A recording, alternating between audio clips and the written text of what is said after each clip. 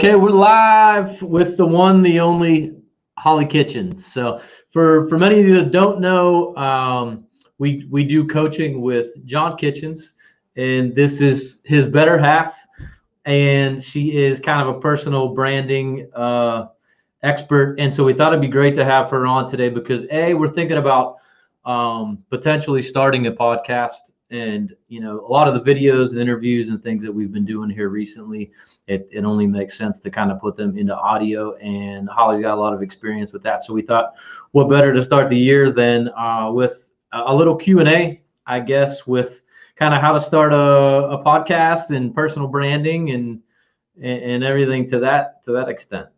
I am so excited. Thank you so much for having me on. And podcasting is definitely one thing that I'm super passionate about when it comes to building a brand, when it comes to having a creative outlet. And I'm just super excited. So thank you so much for having me. Awesome.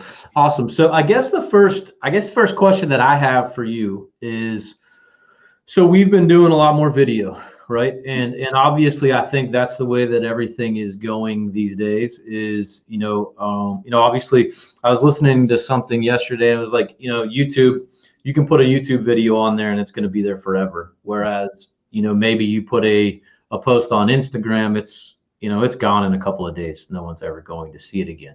So I guess question I have is like with podcasting, does that, I guess, how does that fit into the whole thing? Because it's like, is that the main goal or is it kind of like a supplemental goal to just to create more content? So to me, podcasting is a unique way to deliver content to an audience that you may or may not know, or may or may not know you. So you think of podcast, you think of like people like Joe Rogan, you think of, and he has a video podcast. So when it comes to video and podcasting, obviously like the true podcasts are an audio only format, which is like, Apple, at least right now, when it comes to like Apple iTunes, Google Play, iHeartRadio, all those platforms, Pandora, Spotify. But to me, like video is going to be like, if you think of like content as a pyramid, and video is going to be like the top of the pyramid because you can utilize video. Like this video right now, we can totally repurpose it, slice, dice it, rip audio, transcribe it, however you want. But to me, I always like, I always tell people, do whatever's most comfortable for you, because like you don't want to go into it being one extreme to the other. You want to kind of get some confidence, get going. So for me personally, I started audio only, and the reason for one, as I did, there was not cool StreamYard back in 2017, at least I wasn't aware of it, and also like I just not comfortable on video. I'm a lot more comfortable now, obviously, but back then I wasn't. And to me, I'm like, if I mess up, I can always edit out that audio, or I can take out my ums, or I could take out the weird, awkward conversation that I try to say, but comes out different.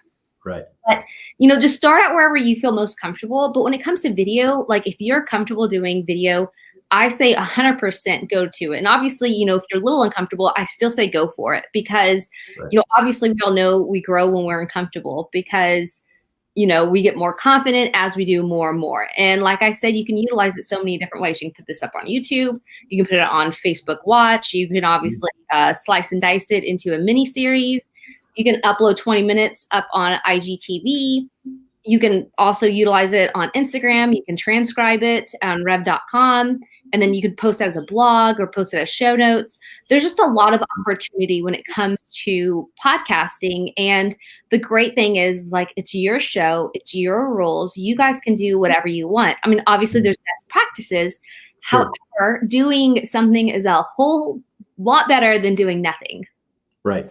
And so like, let's take this, for example, like obviously we're doing a interview style StreamYard video. That's getting, it's going to Facebook. It's going to get pushed over to YouTube.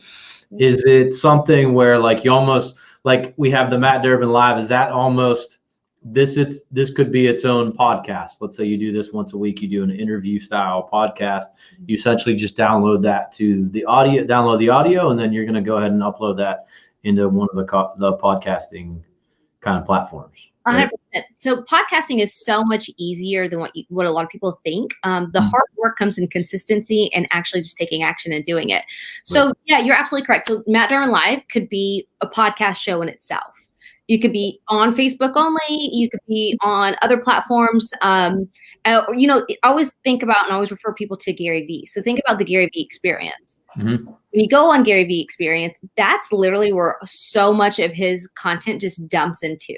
Like it's not just one like Ask Gary Vee, or it's not just, tea with Gary Vee or whatever segment he has. He literally takes all kinds of things from him speaking on stage, from him doing Q&A, from him being on other people's podcasts, taking that and uploading it there too. So I always encourage people too. It's like, don't put yourself in one box and think, oh, I can only do this. That was going to be my next question. Yeah, you can totally take all of your personality and just dump it into one. You know what I mean? And when it comes to your brand, when it comes to showcasing who you are. And, it's so crazy because like people think they get intimidated when it comes to podcasting because they're like, I don't know what to do to get on iTunes, or, oh my gosh, Spotify. Like, how do you even go, because there's not a button on Spotify. Like we can go click add an account. Like that's just not, other than as a listening experience. Sure. But to me, like I always emphasize on people, before you start worrying on the how, you got to worry about the why. And, I always like taking people through like a why questionnaire so that they get clear, like, who's the audience, who's going to be your listener, what value you're going to add to them. Because yes, this is Matt Derwin Live, but this is not for Matt Derwin. This is for your audience, right? You're going to help solve their problems. Yep. And, within that, so it's like having that mindset of like, you're not the star, back to story brand, you're the hero, you're the guy. I'm sorry, you're not the hero, you're the guide. So you're helping them through that process. And I think a lot of people, they just kind of lose that translation, or they just kind of think, oh, something's a good idea, but they're not passionate about it. And I think once you get clear on your why, your audience, your passion will really kind of exude through that. And you'll be super excited to keep going on and keep the show because, right now I think there's over 850,000 podcasts out there. So like, and I think the stats were like 80% of Americans are familiar with what podcasting is. So obviously with those stats, it's a no-brainer why you should consider it in your content strategy. I just think it's super important to be intentional with it and podcast with purpose. Yeah, and I think that was one of the, that was kind of, I guess you hit on it earlier, is like, so we may create different types of content, right? Yeah. So it may be an interview style video that we're doing right now, for example, or it may be a 5-minute, kind of off the cuff where you just wanted to get something, like for me, for example, it'd be about a real estate, maybe it's about a real estate transaction or how to handle a particular scenario or something like that. That was, I guess, one of the questions that I was going to have. Is that something that you would just, because you do see some people that have podcasts like, Hardcore Closer, his are 5-minute, like little rants. And then you've got people that do hour plus interviews. And then do you have a little bit in between where you kind of have a whole over, like an overhead view podcast, or do you have two different ones? Like, does it make sense to just have one large one and just put different types of content up there, or just have one that's just ultra consistent with what the interview style podcast or something like that? That's a great question. So as far as, rules, there's no rules, which is great about it. However, like I said, there are best practices. And for me, in my opinion, I would say you find something that your users are going to be anticipating on listening and then stay consistent right now. People like Gary Vee can get away with it because he has such a large audience and they already know his platform. They know everything. When it comes to Joe Rogan, I think I listened to like a 3-hour episode of him and Wiz Khalifa just ranting on a high rant. You know what I mean? Yep. I'm not Joe Rogan and I'm not Wiz Khalifa, so I can't do me personally. My audience is not going to grasp on that. Now, Ryan Stewman, he has, think about his demographic, right? He's going to have a lot of high D personalities, salesmen, and they're going to be wanting to like, okay, get to the point, get to the point, get to the point. So that probably is why my assumption. Yeah, that's a good point. Yeah. He would do that. So to me, it's like, what is your audience looking for? So like if you're doing an audience for, say, you're looking for, your demographic is, you're launching a women's podcast and, your goal is to talk about, being a stay-at-home mom or whatever. So it's like, to me, it's like, okay, that listener is probably going to be listening to me when they're in the grocery store, when they're, you know, taking their kids to school. Like, what's that time frame? So to me, I would feel like you need to do some kind of consistency. So, you know, say, you know, you go and say, I'm going to do some quick, and me personally, I do this quick Monday minutes. So like, to me, that's like a 5-10 minute max episode. Like Monday minutes is quick little tad bit of like starting the pace for the week. Sure. Then on your actual episodes, you know, I always aim for 30 minutes or less, just because I always go back to like, what's the intention of podcasting? People use it, you know, obviously people are starting to commute again, but in their car, you know, you wouldn't sit there and stare at a blank wall listening to a podcast. You do it because it's convenient. And, you know, same thing with Clubhouse, right? It's like you do it because it's convenient. So you can multitask, you can do other things while consuming information. So to me, I think it's going back to, there's a whole bunch of things to consider. One is like, how entertaining are you? How much can you grasp audience attention? Two, who's your demographic? Like, you know, if it's a high D personality, they're probably not going to want to listen to me talk about how to tie your shoe for 2 hours. Right. Like they're just like, just freaking tell me how to tie a shoe. Like, I don't want to hear your backstory when it comes to, you know, you tripping and falling, you know, whatever it is. Obviously you want to put some story in there, but you don't want to be super detailed. You just want to get straight to the point. Yeah, that's good. I think I think like for me, those are always like these are always I think probably for everybody, not just me, but it's like those small details are probably what keep people from doing a lot of this stuff. Well, right? It's like you overthink it. I got to do this. I have to do this. Why don't I do this? I could do this too, and then you end up not doing any of it. Right?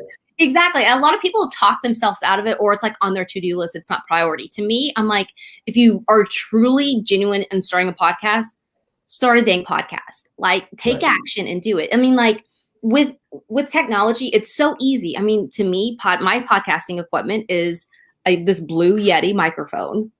Yeah.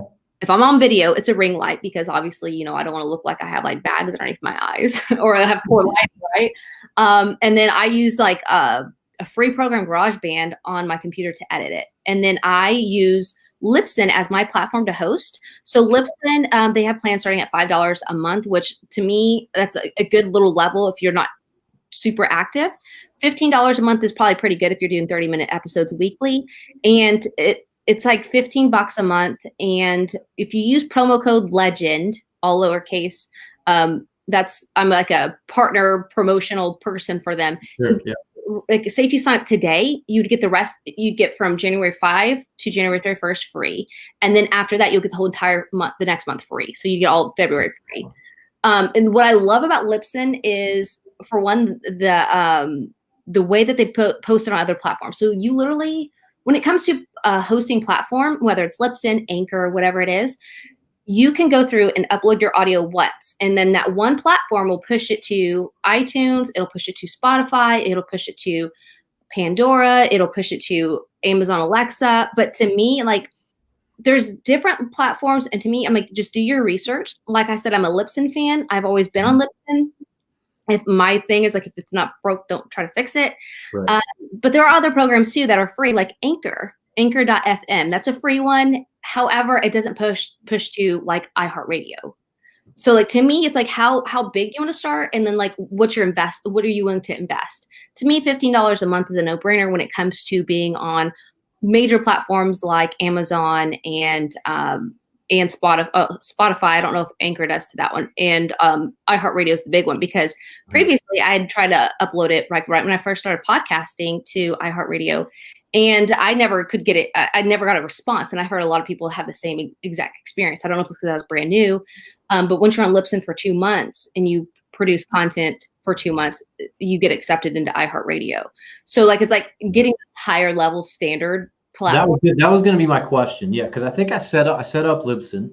Yep. But, and then we did, I had done a couple of these interview style videos last year, and then I put it in there, and I don't know that I was quite sure how it worked, like how it would end up pushing to those other ones. I mean, obviously there's probably some steps that I still would need to take on the back end of that.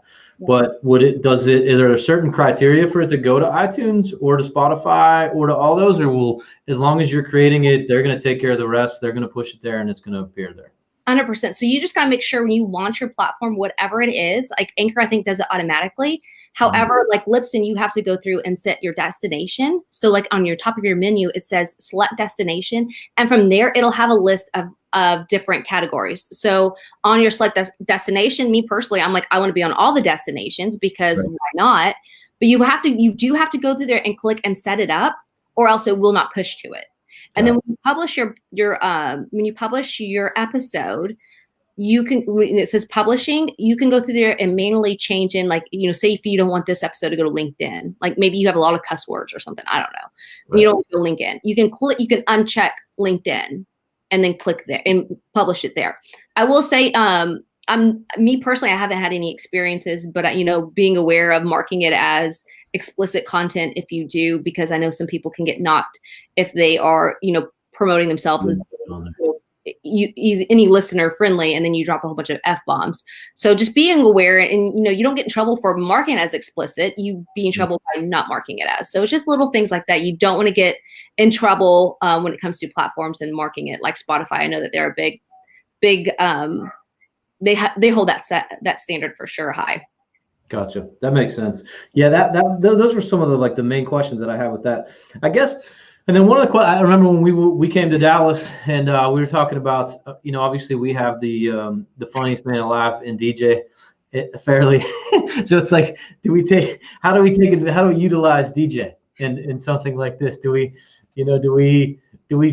have two separate things? Like, and this is, I guess, where it comes down to, I guess, one of those questions again. It's we have an interview style podcast / video series where we are interviewing real estate agents, and it's a pretty, obviously it's a pretty kind of tailored fit. But then do we do something else, which is really just talking about real estate or whatever, and then I think you could maybe get more off cuff and have stories and a little more laughs and things like that. 100%. I think DJ is someone we all aspire to be when we grow up, because I've never laughed so hard in my life with the stories. And that was just over 2 nights. I can only imagine his whole entire life. Me personally, I mean, I guess it all depends on what you guys are wanting to accomplish as a brand and who you're trying to attract. But to me, I always say I would, if I were you guys, bring it in on either a segment. So I said, I have Monday Minutes, and then I have the actual podcast. You have multiple things. You can have interviews on one day. You can have DJ shenanigans segment on one day, and you can have maybe you and him both talking about whatever. To me, you could totally do it like that, and that's just showcasing your guys' personality, because now you're going to start attracting people to do business with you and to join your team that are like you, right? Because I always go back to Jay Kinder. He is Jay doesn't care. He will be 100% Jay all the time. I've never seen Jay be fake. I've never seen Jay be oh, I can't say this, or whenever it comes to, he's never filtered to himself. Right. And I know a lot of people appreciate that about Jay, because they feel they don't feel stupid talking to Jay. Jay doesn't make you feel stupid. Jay doesn't make you feel bad, or Jay doesn't, right. He attracts those people. And that's why all of our events are so much fun, because a bunch of people that are attracted to that fun personality are underneath, Jay. And that's one of the things he says is, where are my people at? Exactly. Right? Jay doesn't want to be around fun haters or fun suckers or whatever. Jay always wants to surround himself with people just like himself, or going to have a good time just like himself. So I would totally suggest, if you guys are trying to create that kind of culture and have fun and do everything else, absolutely bring it in there. Because at the end of the day, yeah, DJ has some interesting stories, but DJ's super successful where he's at today. And you guys have learned so many lessons from, all the shenanigans back in the day, and continue to learn from it. So I would vote yes, but at the end of the day, like I said, it's your show. You guys can do whatever you guys want. It's got to be a little censorship. But I love the segments, because I think that's how you would break it up. You'd have an interview section. You could have a just kind of talking real estate, or whatever you would want to call a section, where we're just kind of going back and forth, and then you could have a quick tip or something like that. 100%. And then too, the great thing is, create that content. Now you can send it to other people that might have that question. So if you are working with agents that they always say, well, what do I do if this happens? You do a podcast episode, you can do a video, you can do audio. And then once you get that next question again, say, hey, take a listen to this podcast. I actually addressed this exact same scenario. watch the video here, or you can listen to it on Spotify here or wherever. And that's another thing too, is like, I know me personally, I listen to podcasts on Apple iTunes. That's just how I've always had, and that's how I probably will. Like 99% of my podcasts I listen to on there. But you got to think about Android users. They're not on iTunes, right? And so to me, it's like being considerate and making sure you're available on all platforms. Don't just think about how you consume content, because not everyone's an iPhone user. Not everyone has Spotify. Like Amazon Alexa skills. It's funny because like I had actually applied for that to be on that before Spotify, before Libsyn had offered it. And it's because I was actually looking through, doing some research yesterday, and I was searching, and it's the craziest thing ever. Like my podcast episode was on the front page of Google when it was like talking right there. Cause I was looking up a particular person I had interviewed before, but like, and they're really, it was actually Jasmine Starr. I was Googling it yesterday, looking her up, and she was on, like, my podcast was like on the front page on the topic I was looking at. So I was like, that's pretty cool. And it was on Alexa. Cool. I would have never thought, like that would have been on the front page with her, because it's so funny. Cause I was looking, I was like, oh, that seems like an interesting topic. And I clicked on it. I was like, oh shit, that's me. Yeah, that is cool. So I guess does that audio, is it called, I guess, is the word index to like a Google, so the way you set it up, at least the way I'm set up, is it's an Amazon Alexa skill. I'm gonna be careful myself, my Alexa here in a second. I think it might be. I'm not trying to have it all talking in the background, but you would say, like, hey, Alexa, play Unleash Your Inner Legend podcast. Bam, it would go on. Or, hey, Alexa, play podcast, blah, blah, blah. That's why it's important too, because like as you upload these episodes, you do tags just like you do anywhere else, whether it be a hashtag, whether it be a tag on YouTube, but you be descriptive too, because again, that's probably why I showed up in that search engine, because I made sure to tag Jasmine Starr as that, because it would show up in this search engine. So there's just so many different cool ways that you can become discoverable. And just, a lot of people look at you differently too. It's so funny because I'm like, it's not that hard to do a podcast, but they're like, wait, what? Last year in August, no, not last year, I'm sorry, year before last, because 2020, everything out. But in 2019, I had interviewed Third Eye Blind. And it's so funny because like, I'm an avid concert goer. Like, that's why I interviewed them, right? Mm-hmm. Well, I walk up there because I think that the time was like at 2 p.m. or something, the interview time. I walked up there, show time was like at 7 or something like that. That's when the gates open. I think they played on stage at 10. Well, I get there and there's people who paid VIP, and I think VIP was like $500 a ticket or something. They paid VIP to be in the pit front row, and they were still waiting at 2 p.m. to get into the doors when the doors opened. And I'm like walking up there and I'm like, hey, are you guys waiting for someone? Because I didn't know, if they were like press. Oh no, we're just waiting. We're in line to get in for like a general admission, or not general admission, VIP. I'm like, okay, got it. So then I just got to walk right in front of them and go right inside and go upstairs to the band's green room and conduct my interview. I got to bypass all that stuff.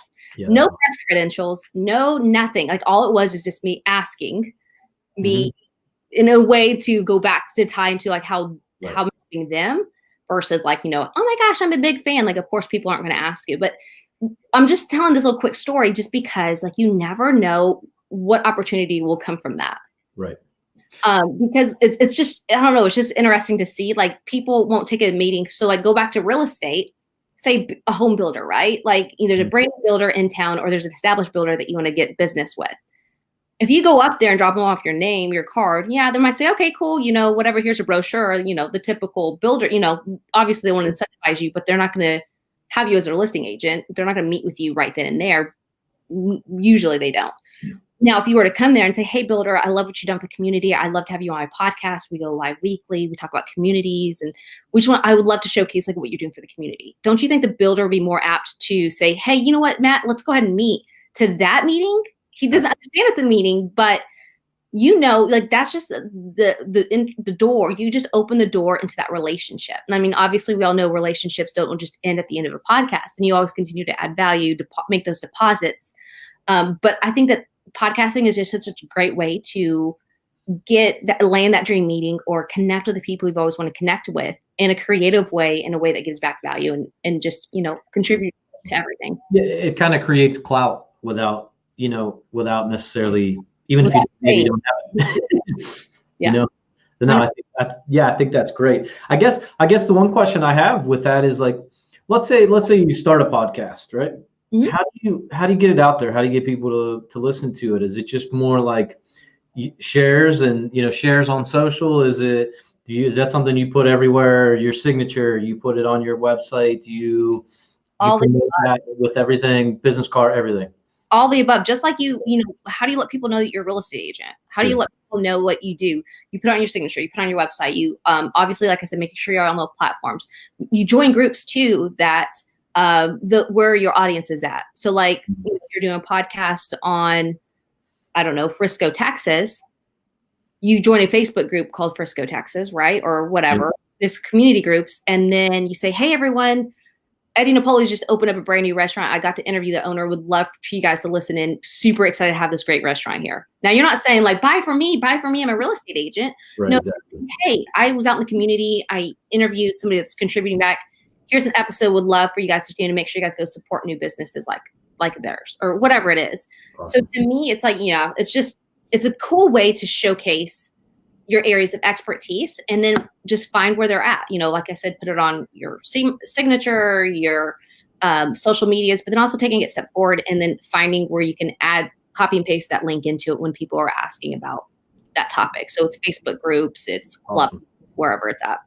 Awesome. That's great. That's great stuff. I think that's the one thing I wanted to hit, and I know this is like brand new. I feel like this is brand new, like this week, is Clubhouse. Yes.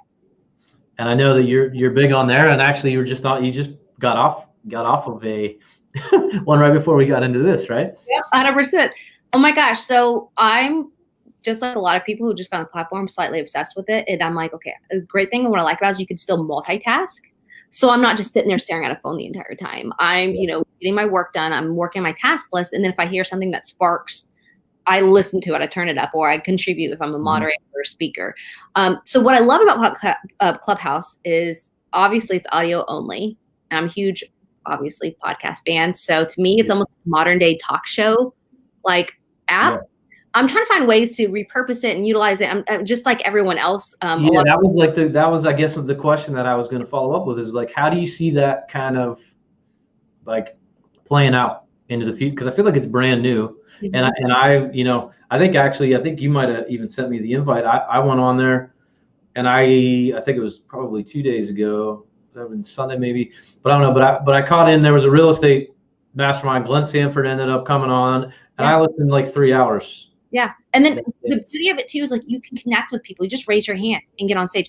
Last night I was on a show for 3 hours listening to it while I was getting some tasks done for the evening, and so my mentor, Maury Showicky, who is Damon John, which is Shark Tank's head of sales, so he goes and finds the talent. He goes and gets the investment deals. So like anytime Maury does something, I'm always listening just because like I know I can learn something from him. So he was in a show, he was in a room, and it was Shark Tank pitches and like, feedback. You weren't pitching to Shark Tank because that's not how Shark Tank works. Right. But the room was to help encourage other people who are interested in maybe ever applying to Shark Tank or pitching to other investors. Hey, it's for 60 seconds, though, your 60-second pitch, and we'll give you feedback. It was a fantastic room because you had all these people, all different walks of life come on and say, hey, here's my business. And they're like, okay, that's fabulous, but this is what I would do different. And to have somebody like it was Maury, it was another gentleman that was their casting guy, and then it was a guy who just had his episode aired. So like if you were ever thinking about I want to be on Shark Tank, like that would be the dream room to be in. And it costs $0.